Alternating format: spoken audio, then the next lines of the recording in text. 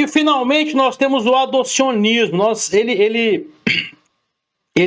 vimos ele foi, digamos assim, resgatado no modernismo, mas no século IX nós veremos aqui, com bispos espanhóis, teólogos espanhóis, nasceu essa heresia, né? Vocês lembram que eu falei na aula, na parte 1, que Cristo teria sido adotado por Deus no batismo e ficou como filho até a ressurreição. Quer dizer, não tem muita lógica, porque na verdade o Deus Filho já encarnou como homem, o Verbo se fez carne.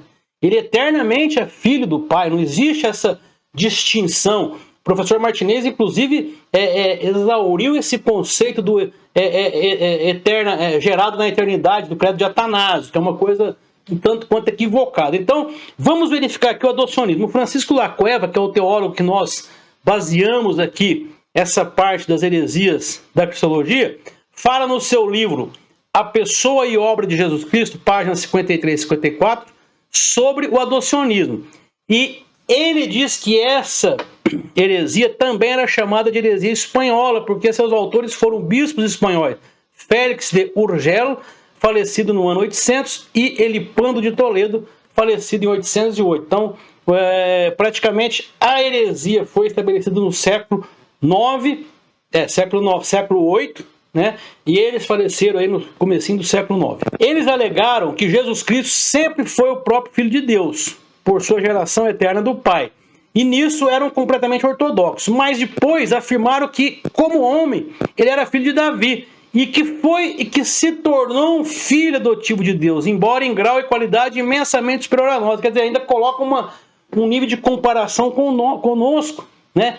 Réis seres humanos, quando que o Filho era o próprio Deus encarnado, desde o seu batismo até a sua ressurreição. Então, Jesus teria sido adotado pelo Deus Pai.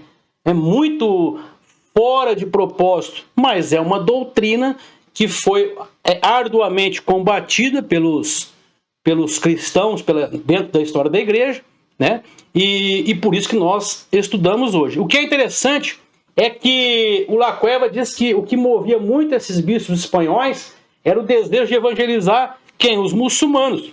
Porque os muçulmanos tinham uma crença em um Jesus como um profeta e como um filho de Deus, no sentido como nós, somos filhos de Deus adotados por Deus, por adoção.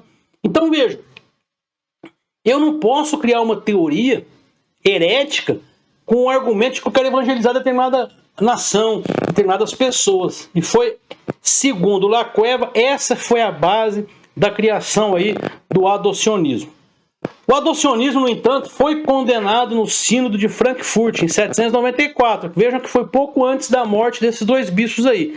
E não surgiu mais, até que no século XIX ela ressurgiu com o modernismo. Se vocês assistirem lá na parte 1, verão quando eu falo do racionalismo, do existencialismo, né? Aquelas escolas filosóficas inseridas na escola do modernismo. O modernismo, que era uma escola filosófica secular que gerou influências e criou o modernismo teológico.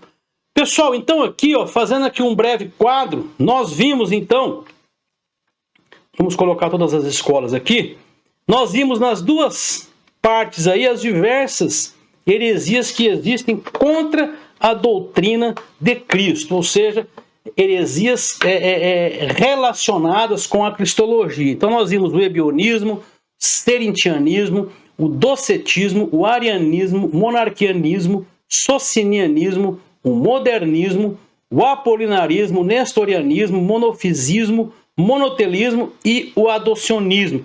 Nós observamos que duas delas aqui, socinianismo e modernismo, são mais recentes. Tá? O adocionismo, Idade Média, né? Mais ou menos, ano 800, tem que ver, Idade Média. E as demais aí, início ali do século I até o século V, VI da história da igreja.